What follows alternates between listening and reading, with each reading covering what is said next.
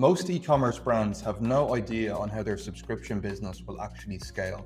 I'm Karl O'Brien, co-founder of StoreHero, and in this video we're going to build an e-commerce forecast specifically for a subscription business, so you can scale with confidence and not just hope. Make sure to download our free e-commerce forecast template in the description below, enter your own numbers and follow along as we go. Okay, so you've downloaded the template and we're ready to dive in. So ultimately we have two tabs within our forecast template here. We have the inputs and forecast itself, and then we have the export to CSV option where we can actually kind of clean up the data and do something with this. So ultimately we have two sections within this first individual sheet. We have the assumption section where all the inputtable values are all listed in yellow. And then we actually have the generated forecast down below. Ultimately where we want to get to is we have our overarching business metrics for the level of revenue, cost of goods, marketing, contribution margin, operating expenses, and net profit we want to achieve in each given month of the next 12. We have some percentage benchmarks on things like marketing, gross margin, net margin. And then from there, we have both our acquisition, our new customer and retention / repeat customer metrics that we can make sure we're kind of managing and maintaining progress in both of those areas and get clear visibility on that as well. So just to start, ultimately right at the top here, you can see we want to define our starting month. So very simply, you can change whatever month you want to start, and that'll just adjust the columns below. From there, we have our cost of goods percentage. It's set once and it applies consistently across the year.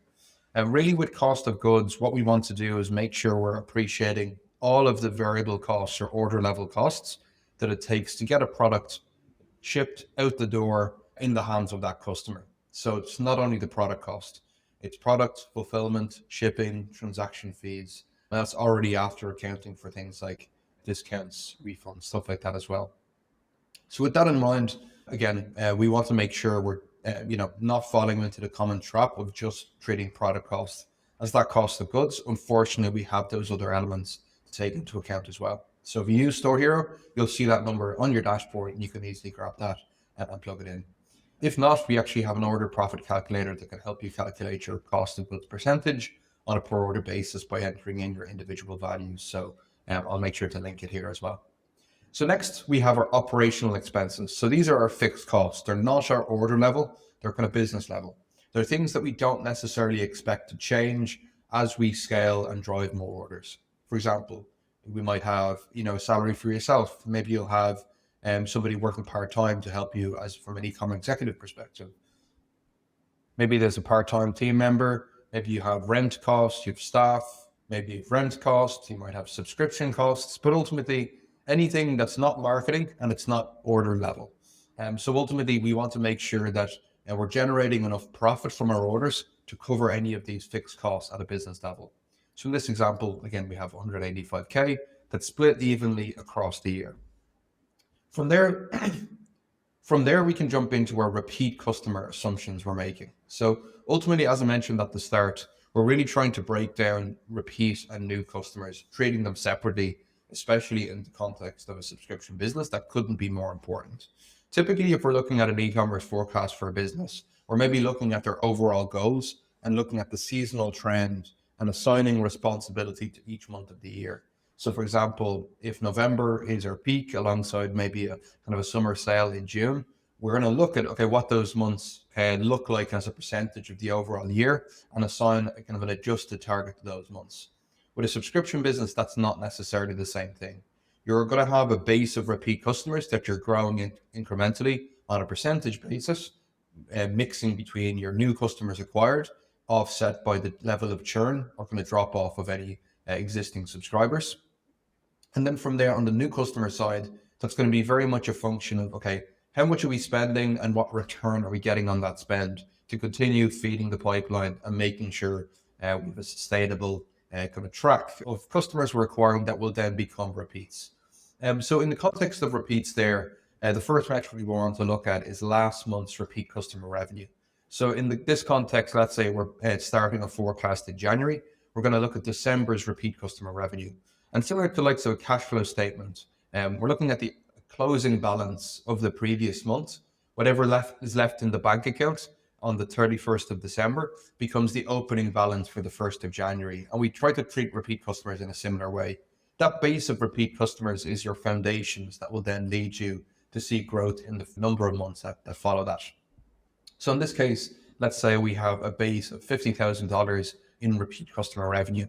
You can get more advanced with this and model out one-time repeat customer sales versus subscribers. But ultimately, we find that it's much better for people to start here. You're not getting too granular to the extent that you're kind of getting lost in the details. Ultimately, we first want to just understand what responsibility does repeat customer revenue have as part of the mix? Because whatever we can't do on the new customer acquisition side, we might hit a limit on the amount of customers we can, acquire based on how much spend we can put to good use and get a good return on. Repeat customers overall need to make up the difference. So realistically, that might be by way of subscribers.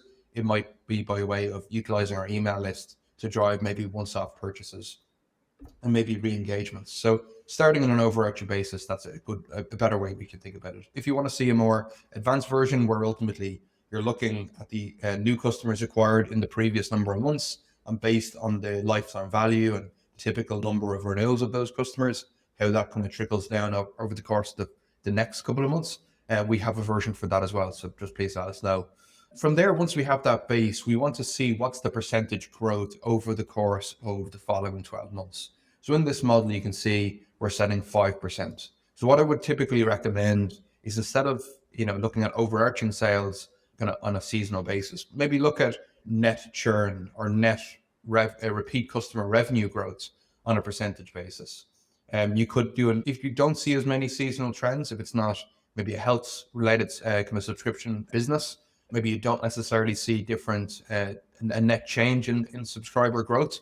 And ultimately, it's going to be much more of a function of maybe like an average of the last 6 months. In this case, we're saying 5% incremental growth. In this case, we can see, okay, if we're starting at 50K and we're compounding that 5% month on month, you can see in our repeat customer sales section, that's turning into 52.5, 60, 70, 81, and up to 85. So you can see in our repeat customer revenue section here, that 50K compounding 5% month on month is turning into 52.5, 60, 70, 77, 81, and up to 85 just behind me there. So with that in mind, we have a good base of how we can model out repeat customer revenue, and we can actually see the cumulative value. Okay, if we can actually maintain that, that puts us in a position there whereby we're driving 800K of repeat customer revenue off the back of ultimately that base of customers compounding in the way that we expect. Okay, the next element we have to factor in there as well is the repeat customer AOV. So the average order value of each of those repeat customer sales. That may change at different times of the year. So we've given some optionality there to enter that month on month, and you can adjust that. And ultimately, as we adjust these values, the intention is it's going to adjust our overall model. So let's say for argument's sake, we're actually just starting with a slightly smaller base of repeat customer revenue. You can see that will compound in a slightly different way, where ultimately we're going from 34 to 56K. And really, in order to kind of take that, ultimately what you'd want to do is kind of take that underlying number and understand, okay, what can we do from a lifetime value perspective to try to maintain that 5% or even increase it and see kind of a greater level of profit coming from those repeat customer sales. Okay, so we have that, and now we need to move on to the next section, which is around that new customer acquisition. So we have our base of repeat customer sales, and now we need to ensure that we're acquiring enough new customers in order to actually fill that pipeline and make sure there's longevity in the business. Naturally, if we're profit oriented, the most profitable way to do it is completely shut off new customer acquisition, squeeze as much as we can from repeats, but that's kind of a short-lived strategy. It's not going to give, it might give short-term profitability, but ultimately we want to create sustainable profit that's going to serve the value of the business. So the variables on the new customer side are going to be slightly different. Really, our new customer acquisition is going to be very much driven by how much we're spending and what return we're getting on that spend in the context of new customer sales. So ultimately here you can see we've modeled out, okay, 10K, 7.5, 12, 15, 15, 20, and kind of varying levels of spend month on month based on past performance. I know that I can put this level of spend to good use. I have enough demand to support this level of spend. And from here, we have a separate metric, which might be a new one, but we can give some context on it. which is AMER, or acquisition MER, otherwise known as new customer ROAS. So ultimately, if we consider ROAS or MER, like, let's say a MER or a ROAS of 3, would be I spend 1, I get 3 back. Ultimately, across my full business, acquisition MER is going to look at, okay, what do I get back, but just in the context of new customer sales. So if our acquisition MER is 1.15 in this case, and what this means is for every $1 I invest in marketing, I'm generating $1.15 back in new customer acquisition. So ultimately, in this particular case, again, you're ultimately wanting to use your past performance to give a relative indication of what sort of return you can reasonably expect on a similar level of spend, and kind of model that out a little bit more. So what we want to try to do here is look at past performance to understand what, based on my current strategy with improvements, with justifiable improvements in that strategy, what do we reasonably expect we can do in terms of a return on whatever marketing spend we want to invest.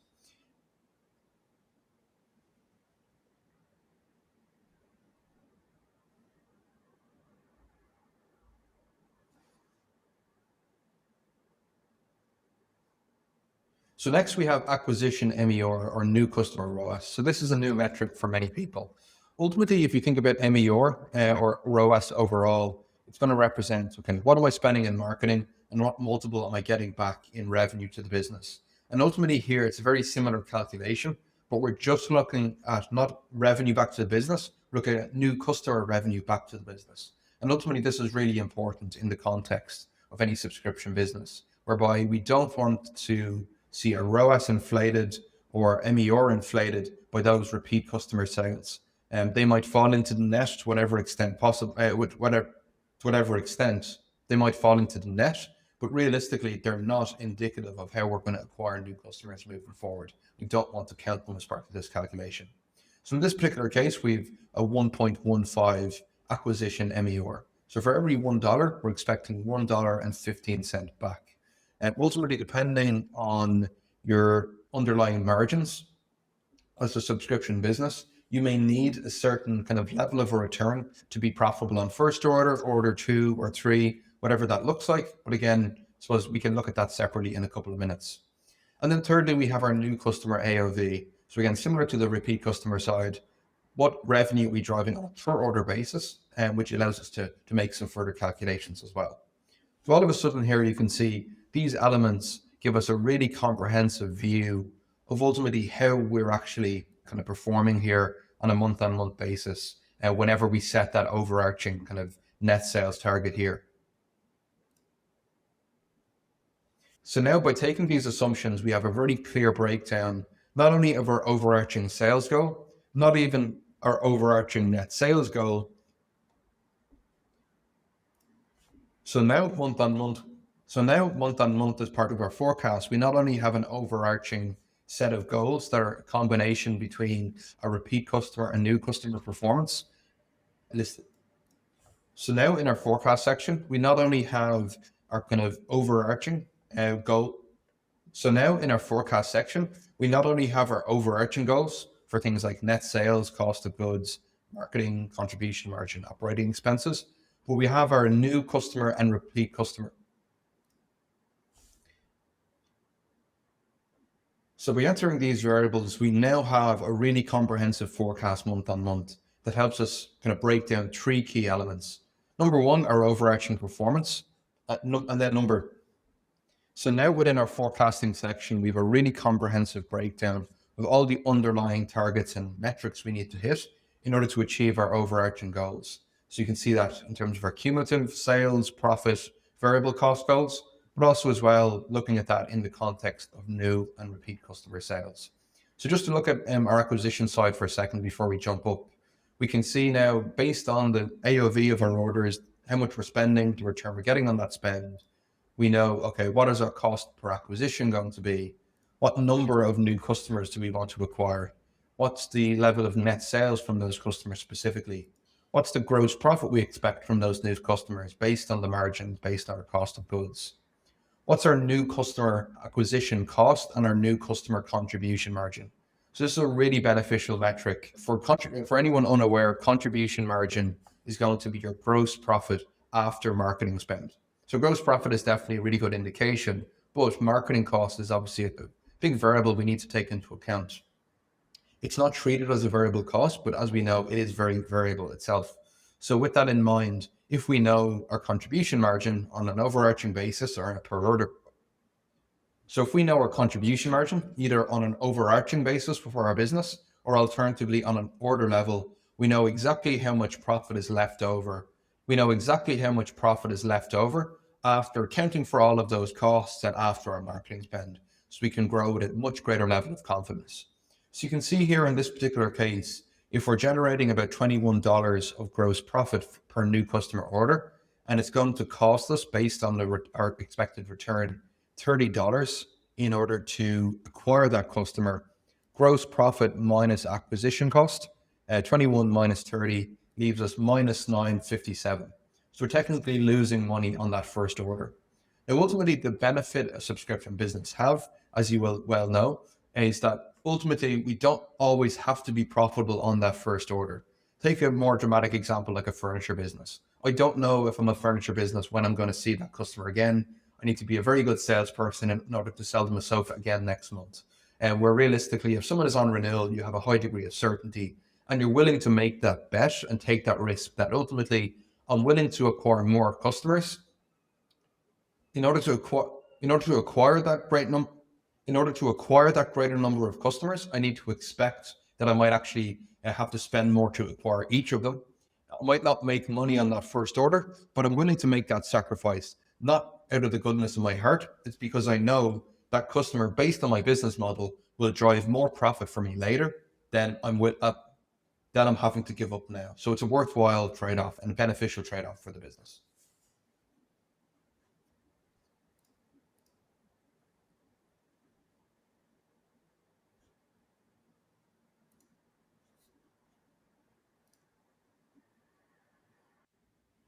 So with that in mind, I would also make sure to be very careful on what sort of expectation or target you're actually setting here. And ultimately, you want to make sure that you don't lose too much money here, that you know that you're.